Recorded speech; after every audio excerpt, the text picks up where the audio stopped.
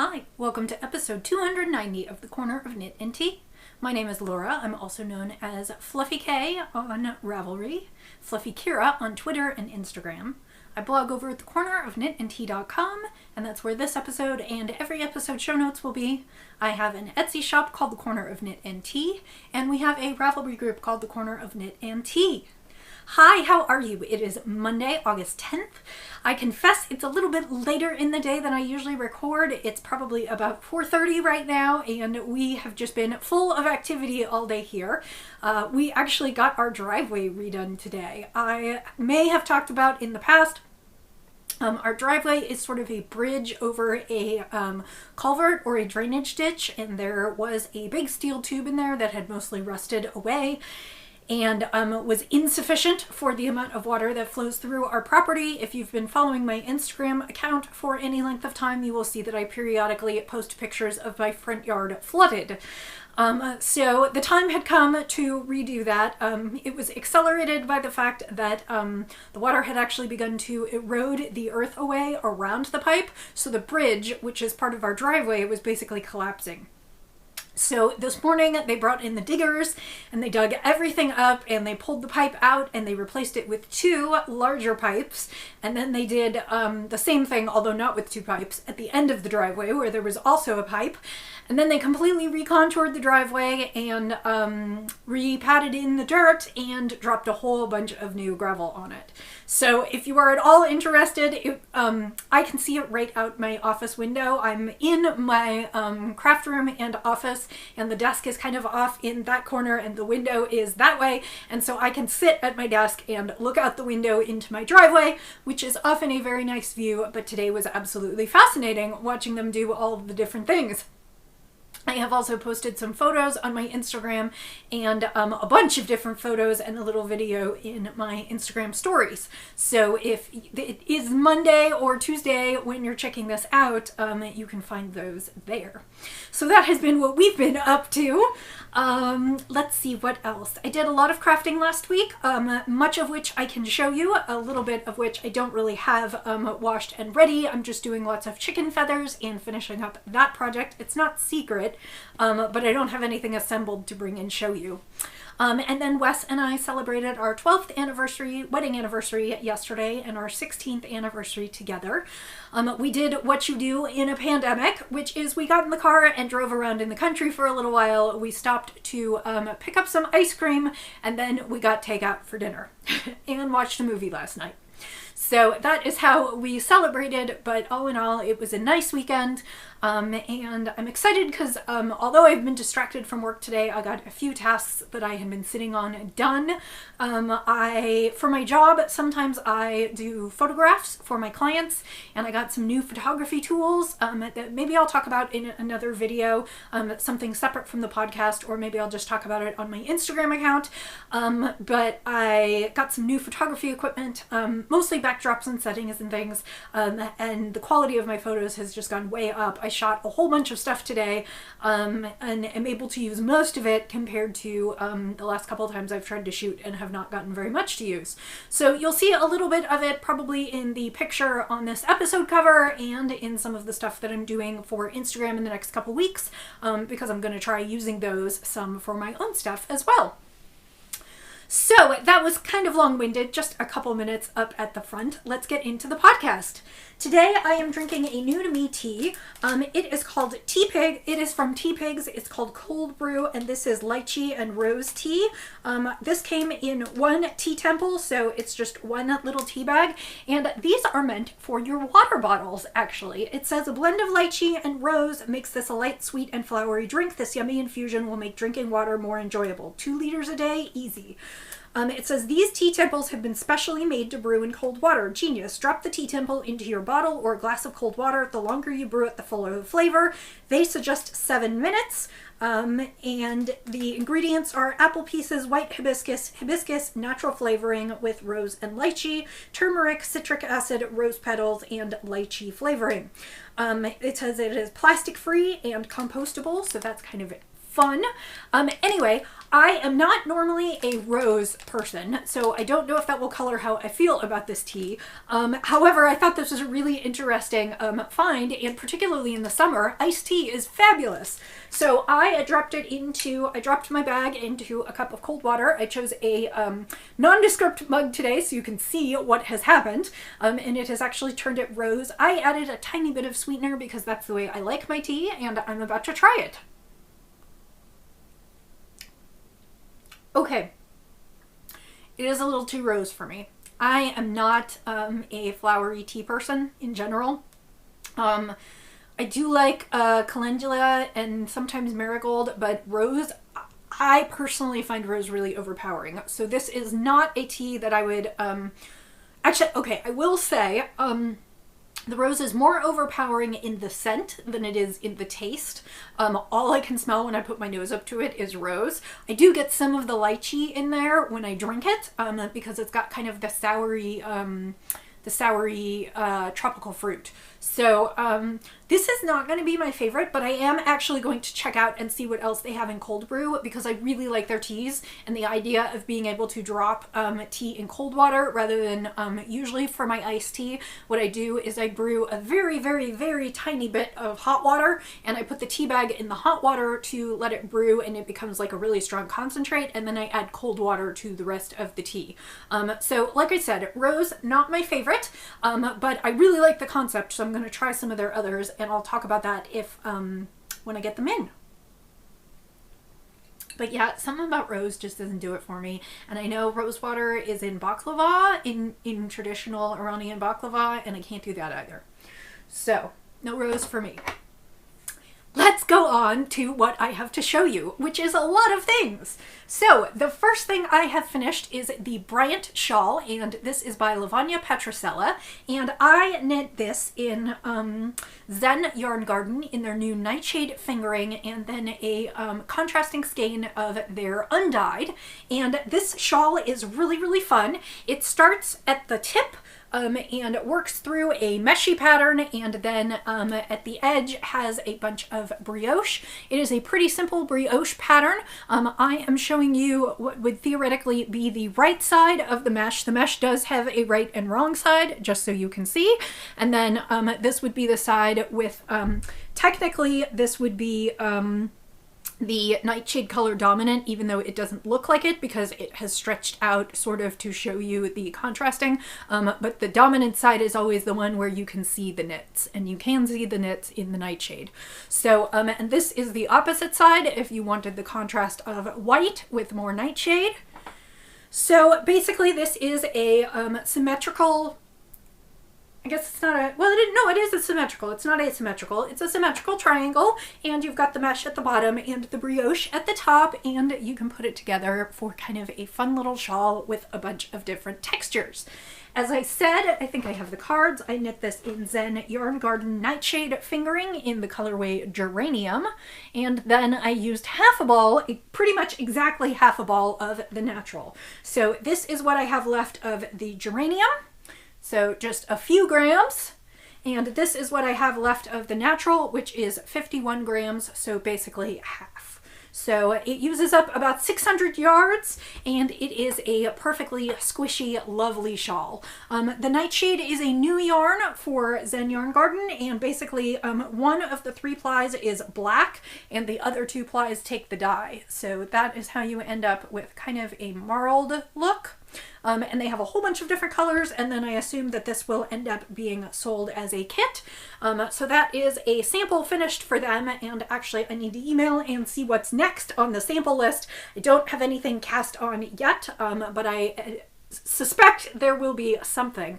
But that is Off the Needles. Again, that is Bryant Shawl by Lavanya Petrosella. I knit it exactly as written, including the same needle size, and just used 2 shades of Zen Yarn Garden. So I will have to go out and take some photos if the rain holds off a little bit longer. And I am wearing, just in case you're curious, this is my, I call it my Ripple Not So Crop tee. This is the Ripple Crop tee by Jessie Made Designs. I modified mine to have a little bit less of a drop in the neck, slightly more slightly less open armholes, and it is quite a bit longer. I talked about that in the last couple podcasts, so but I just thought I would wear it today just for fun, and I am super pleased with how it fits, and it feels amazing. It is merino cashmere nylon, and I love it.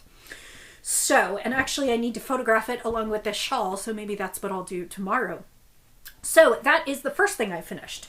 The second thing I finished are Roxy's socks. My sister was very cute. She had both kids step on a piece of paper, drew around their feet, and then put in the measurements and scanned it and sent it to me, which is exactly what I needed to knit them socks that will fit them this fall. So I finished my first pair of socks for Roxy. These are in 2F by hand. It was in their MCN high twist. Unfortunately, they are no longer dyeing. The colorway was called Prep School Redo, and I love it. It's got all kinds of fun colors, and I think I need to weigh my ball, but I think I actually have enough left to get a pair of socks for Miles out of it. I wouldn't have enough for me, but I think I have enough to get a pair of socks for Miles out of it, so I'm gonna do that. I did a 2x2 rib up at the top, plain vanilla sock with the leg, slip stitch heel flap, and I used those garter stitches again at the edges, which made it super easy to pick up. I'm starting to really like that. And then a foot with a rounded toe. So these are for Miss Roxy. They're great. I haven't weighed them yet, but I would guess they used around 100 or 120 yards. That would be my guess. I don't know for sure, but they are done and they are super fun, and they are close enough to look like they almost match. I mean, they're slightly different. This end has a little bit maybe more blue, and this one has a little bit more pink, but I really like them, and hopefully I'll get a matching pair for her brother. That is this week's project, but those are done. Next up, I have a half-finished object, and that is I finished the first of my sister's socks. This yarn is What the Flock, and it is in I Feel For You. It is slim stripes, which are in the turquoise, kind of a caramel brown, or a like golden toffee, and then a purple and a pink, and I really, really, really love these. Hers were a 1x1 rib. Normally I prefer 2x2. I thought I was going to do a pattern with this sock that called for 1x1, so I did it, and then I decided I wasn't going to do the pattern. So these are also plain vanilla, same slip stitch heel with the garter stitch at the edges, and then down to a rounded toe. This is probably going to be my basic new vanilla sock, other than the 2x2 rib, what I do for most everything. So this one needs a mate. I haven't even cast on for the mate because I just finished this one. I just kitchenered the toe yesterday, so it needs a mate. So Miles socks and the mate for this one are sort of on the needles for this week. But I love this yarn. I'm hoping that when I am done, I am going to have enough left to knit a pair of socks for one of the kids. Probably not Roxy, it might be Miles. Or if I'm really kind of thinking about knitting myself a pair of shorties out of the leftovers of this one, but I don't know that that will happen right now. I have picked out my next skeins of sock yarn for socks, but they're actually sitting directly in front of me, and I can't reach them. They're like the other side of the camera. So I will bring those next week once I have a little bit more progress on these. I'm hoping I can finish Miles socks this week and maybe make a start on this other sock, but we'll just have to see how it goes. It's taken me a few weeks to get through the other pairs, but I am still working on my 100 days of socks. I'm trying to get through these so that I can do gifts for the family. Basically the skeins that I was going to show you is I've picked out a skein to do some socks for my mom, which will be up next after my sister, and I have a skein of German online sock yarn, which has reds and blues and grays, and I think I'm going to do a pair for Miles out of that. So that's kind of what I have going on here, but hopefully I'll be able to show that to you next week. So that brings me to what's next on my needles, and I know that I have more samples coming, but they have not arrived yet, and I probably should have picked up another work in progress, but I finished this one and I decided, you know what, this week had a lot of ups and downs, and I had kind of a terrible day earlier in the week where my computer wasn't working well, and Well, okay, let's get real here. I had a day earlier this week where my computer wasn't working well, and I couldn't, I don't really know what was happening to it. I rebooted it a couple times, and something was just going on. Something was stopping it up, and I seem to have cleared it out now. But so my computer wasn't working, and I spent all day, like partially doing work, having a crash on me, losing the work that I had done, and I hit my quarantine limit. And basically what I call your quarantine limit is there's only so much of the stress in the outside world, the pandemic, all the little things that are going on Instagram, all the big things like Black Lives Matter, all the things that we are trying to keep in our head, and all the things in the outside world that are weighing on our minds. And sometimes it doesn't matter what it is, but it becomes the last straw and you hit your limit. And so I hit my quarantine limit, and I had a little temper tantrum, had a good cry. Wes offered to look at my computer, and I wouldn't let him because I was so frustrated that I just wanted to leave the computer off and in the corner. And my husband is a fixer, and he wants to fix things, and I knew he would spend a couple hours trying to fix the computer, but it would also require him asking me lots of questions, and I just could not deal with it. So that night, all of this is coming around to what I'm getting to. That night I decided that I was just going to cast on something new. So I pampered myself. I'm trying not to pamper myself with food. I'm trying not to pamper myself with vices that are bad things. I decided to go ahead and cast on a new project. And that is what I did. So I knit a sweater several years ago.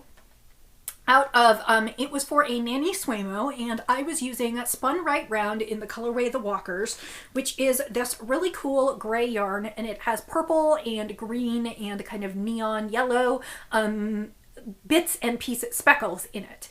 And it is a sport weight yarn. It is from Spun Right Round. I think I have I do have the label. Do I have it? No, I don't. That's not the right label. Hang on. Let me see if I can find it, because I really thought there was one in here. Sorry for the crinkling. Here it is. It was called Spun Right Round Sport Sock. It is an 80% superwash merino, 20% nylon, 328 yards, and it is in the colorway The Walkers. And I loved it, and I did kind of a form-fitting V-neck sweater, and then I decided I was going to make it a tunic, and I got all the way through knitting it, and it was almost Thanksgiving, or it was on our drive home from Thanksgiving, that I finished it, bound off, put it on, hated the way it looked, and ripped the whole thing. So the yarn has been sitting all balled up from where I ripped it out. I ripped it out in the hotel room that night and just balled it right up. And it has been sitting since that time, and I have been sort of mentally putting aside sweaters that I thought would be nice for it. And one of the things that I thought would be nice is I thought it would be nice to get a purple that would sort of match the purple in the speckle, which this actually does not. It's quite a bit darker, but I think it picks up some of the darkest parts of the speckle.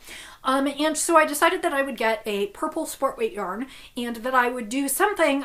So I had two issues. One was that the cardigan, that the sweater that I knit was super form-fitting, and I had turned it into a tunic, and basically it made my stomach, which is my worst area, look bulgy, and it just wasn't a terribly flattering style on me. It was tight, and it bunched, and it looked like it stretched over my stomach, and it just wasn't knit right, and I didn't like it. The other issue is that this is kind of a pale colorway, and when I put it up against my skin, it tends to make me look really pale. I tend to look best when I have jewel tones or dark tones up against my skin. When I put the gray, it just makes me look kind of ill. So I had decided that I would buy something in a darker tone, and I would use the darker tone up at the neck and at the cuffs, and so that way I would break it up a little bit. So these are the two things that I'm using. As I said, I'm using the Spun Right Round, and this yarn is, and I can't remember if I showed this to you last week, but it is Kim Dye's yarn, and it is her Tartlet Sport, which is 100% superwash merino in the colorway Plumstruck, and it is a really deep dark purple. I think the camera is making it look a little bit black, which it is not. Hopefully I got some good photos today, because I'm going to put those up as well. So I went ahead and cast on for a sweater. And what sweater did I cast down for but Elfie by Astrid Schramm. You just watched me knit one of those in 2 colorways from Zen Yarn Garden, and I decided that I'm going to make some modifications, but since I like the way the sweater fits, I am going to knit it. So, a couple modifications. First of all, I am using sport weight yarn, and the pattern calls for fingering weight yarn. And my gauge on this sport, the sweater is knit on larger needles. It's usually knit on size 6 needles. And because of that, my gauge is fairly similar to my fingering gauge. Excuse me. It's just a little bit bigger. So what I have done is I went ahead and cast on the smallest size Elfie in my sport weight yarn, figuring that I would really be a medium on the Elfie, or a medium to large, and so I went ahead and cast on the smallest size, figuring that my differences in gauge will help. The sweater is not super form-fitting. It is meant to have about 4 inches of ease, so like I said, with the small size, I'm hoping that I will hit roughly around a medium. The nice thing about this sweater is that it is top down, so I can try it on as I go. So basically where I am at is I decided to add a collar to Elfie. Elfie basically casts on, well, it is a paid for pattern, so I guess I really shouldn't tell you, but it is a few garter stitch rows at the edge to keep it from curling, but otherwise it is a stockinette stitch sweater. So what I decided to do was, with the US 4, 2 sizes smaller, I went ahead and cast on the number that it calls for in the pattern and worked about 1 inch to a little over 1 inch in 2x2 rib in my plum. So that was my start, and then I picked up from the bottom of that with the Walker's colorway. Oh, it's pooling just a little bit. I can't see it when I'm knitting it, but when I hold it up to the light with the camera, it is pooling a little bit. I am throwing caution to the wind, and I am not alternating skeins. I probably should with hand-dyed, but what I decided I'm going to do is I'm going to knit as much as I can, and then when it's time to change skeins, I will do kind of a fade into the new skein. So I will alternate rows for a while, or every 2 rows for a while, so that I can kind of fade into the new skein in case there are differences. I don't remember there being anything noticeable, so I'm just going to hope this works. Absolute worst case, I'll have to rip it out and knit again. It will be my own fault. Do as I say, not as I do. You probably should alternate skeins, but I was too eager to start and too impatient to get going. So I am working on Elfie. I am still in the top section. Elfie is knit in a contiguous sleeve shaping method, so if you've done that before, you can see I've got my some of my increases, and then you can see that I'm increasing into the sleeve here. I am getting fairly close. I think I have probably about another 10 to 15 rows before I am ready to break for the underarms, and I think that's going to be about fine. What I will do is I will put it on waist yarn and try it on before I go ahead and take it off. And my other modification for Elfie is a short sleeve top, but because I live in a fairly chilly climate a chunk of the year, I'm going to go ahead and add sleeves to this one. So I have approximately 1,200 yards of the spun right round, plus I have the full ball of the Kim Dyes yarn, and I will do I'm gonna go ahead and do some ribbing or something. I haven't entirely decided what I'm gonna do at the bottom. I will do ribbing at the sleeve cuffs. But the sweater is kind of A-line, and it's meant to be a little bit loose, so I haven't entirely decided what I'm going to do at the bottom, whether I'm going to rib it or whether I'm just going to do maybe some garter stitch or just something else to finish the bottom. I just don't know that with an A-line sweater that's going to be kind of loose rather than fitted, whether or not I want to have it kind of pucker in for the ribbing at the end. I haven't decided. We'll see when I get there. And this may get put aside for a little bit because I've been trying to work on it. Well, I've been wanting to work on it every single night, so I've been working on it a little bit every single night. I'm sort of using it as my carrot and stick approach knit, but I'm super excited about this because this will not only use up skeins of yarn that have been in my stash for a long time, but turn them into a sweater. I always wanted them to be a sweater, and a sweater that I will be happier wearing. So while it was not technically a whip, I feel like I'm working on getting things out of my stash. I expect before we see each other again, I will potentially have a new Zen Yarn Garden sample on the needles because I have more yarn. And then I also talked about, I have someone sending me some yarn to knit a Tenya by Caitlin Hunter from Boylan Knitworks. So I believe that's sort of going to round out what I'm doing. I have one more set of chicken feathers and then I send those off tomorrow, so that one will be done. So this week, at least right now, I'll focus on socks and my sweater, and then we'll see what happens when new stuff arrives. So, a quick sip of tea, and then I will talk to you a little bit about spinning. I don't have a ton to show you.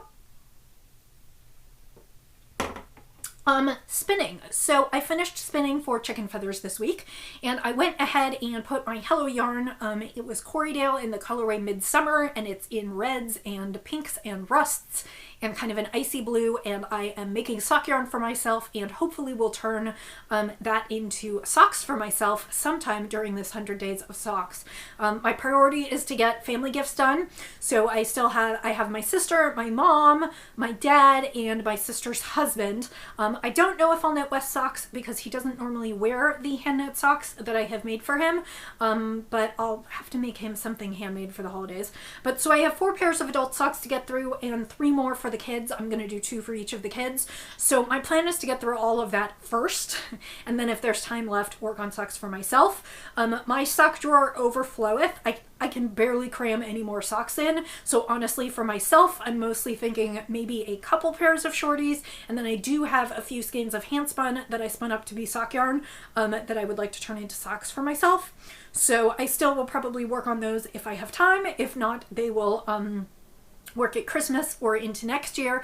And I think another project will be going through my sock drawer and pulling out any that I might want to donate that are still in good condition, and kind of just revamping the sock drawer. Maybe I'll share a few more pairs with my sister. I probably have a couple that where I knit the foot too long that she would probably enjoy. So that's what I'm doing there. In terms of handspun, like I said, I'm working on that, and then I should have time to start a new handspun. And I have been following, well, I've been following a few accounts. I have been trying to spend more time seeking out shops that I do not know and supporting them, and that purpose is twofold. One is that I would like to support more BIPOC indie dyers, and one is that I would, the other is that I would just like to see that as many indie dyers as we can help through the pandemic, we do.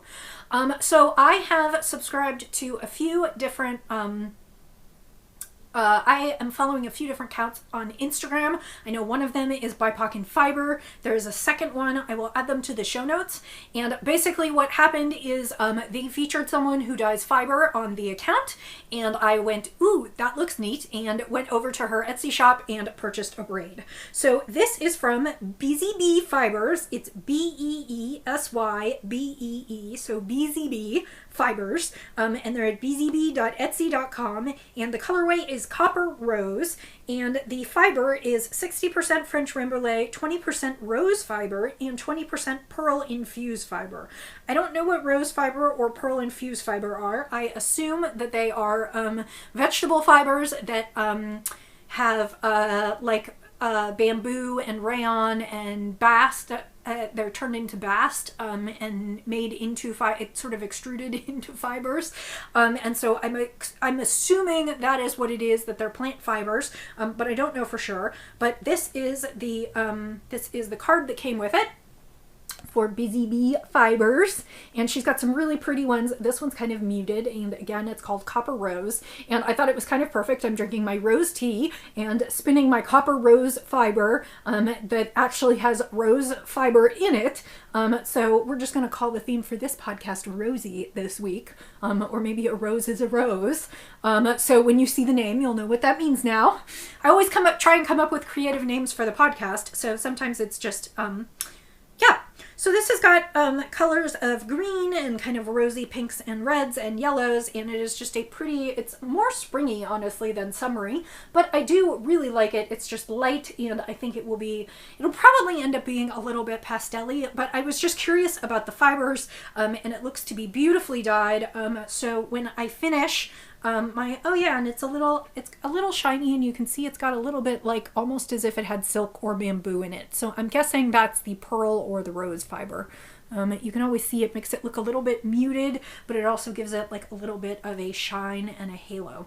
So yeah, so that is what I'm going to work on this week. I'm very excited about that. And I will come back to show you that next week. So, we still have a craft along going on in the Ravelry group, the Corner of Knit and Tea. It is a Christmas, well, I called it a Christmas in July knit along. It's actually going through August, and I would also welcome crochet. The purpose was basically to knit yourself some holiday socks. I like to knit myself holiday socks early in the year because come December, I almost never finish them in that month, and yet every year I buy new Christmas yarns so that I can make new holiday socks. All holidays are welcome, like I said, knit or crochet.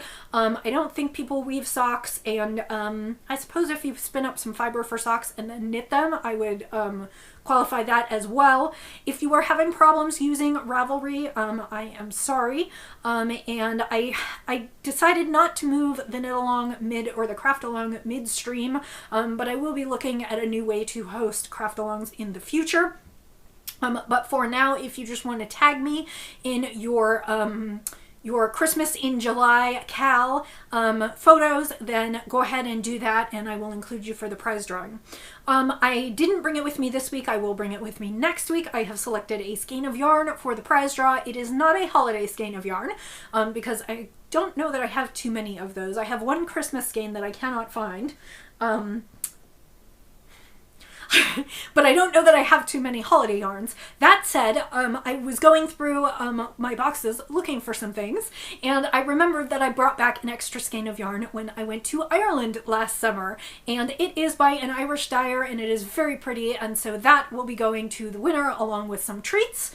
And so I will bring that next week to show you so you can see what that looks like. But keep crafting. I don't know that I'll get to any more holiday socks this month, but I hope that you will enjoy crafting them and finish by the end of the month. I'll be checking the Ravelry thread and Instagram.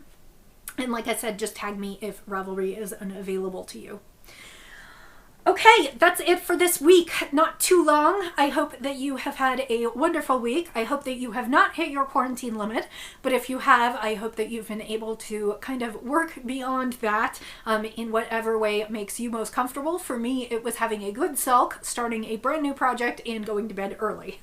I hope that you are finding inspiration and comfort in your crafting, and I thank you for sharing this little part of my world with me, and sharing what you are working on with me, and I appreciate you coming back and your comments, and I hope that you are doing well. I'm sending my good thoughts out into the world with you. So until I see you next time, I will say as I always do, happy knitting, happy spinning, happy sipping, and I'll see you next time. Bye!